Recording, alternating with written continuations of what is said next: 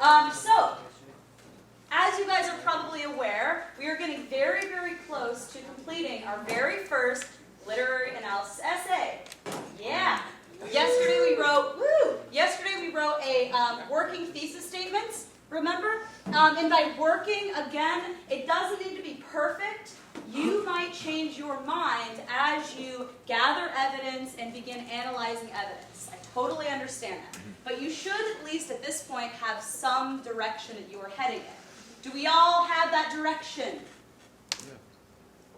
Yeah. If you don't have that direction, have that direction, like by the end of today.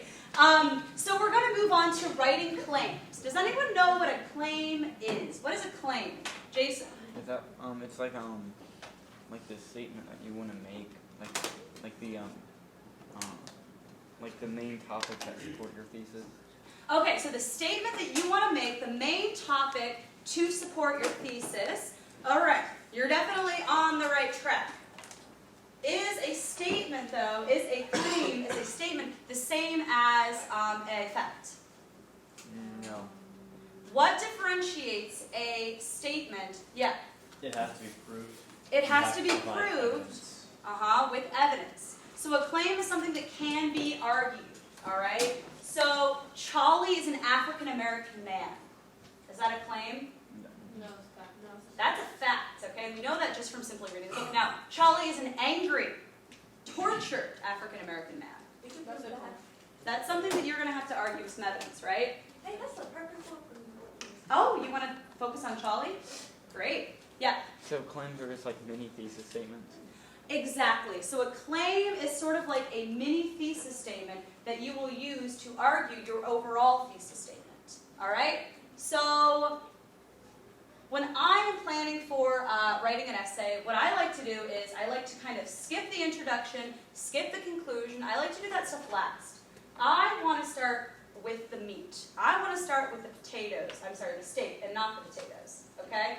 So organizing a body is kind of your first part of this. So a well-organized paragraph, a well-organized body paragraph has 4 main components, all right?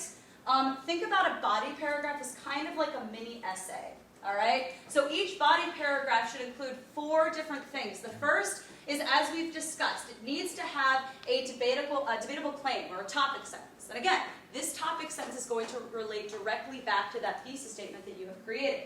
All right? So after you have a claim, you need to do something with that claim, right? What do you do with that claim? You prove it. With what? Evidence. All right. So a claim must be proven with evidence or support directly from the text.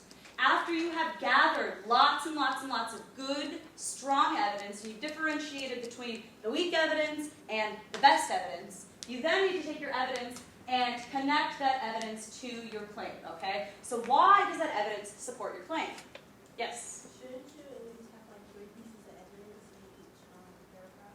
Well, it depends. If you have a lot to say in this claim, then yeah, 3 pieces of evidence works. If this is just an important point you want to make, but then you want to use that point to transition into a bigger point, maybe you only have 2. So the number of pieces of evidence depends on just how important the claim is to the argument that you've created. Okay? I don't want to say that there's a hard and fast rule. You must have 2 pieces, you must have 3 pieces. It really depends on the purpose of your body paragraph. All right? And then finally, something that your body paragraph needs to have is transitional words or statements within and between paragraphs, okay? So within a paragraph, you might have words such as like although, or on the other hand, or therefore, or thus. And then between paragraphs, you might have similar words, but then you might have like long statements. Though Charlie displays some repression growing up, he is also personally responsible for his violence, okay? So maybe your next paragraph would discuss that personal responsibility. So there are 2 different kinds of transitions. Transitions within paragraphs and transitions between paragraphs, okay? So just to break it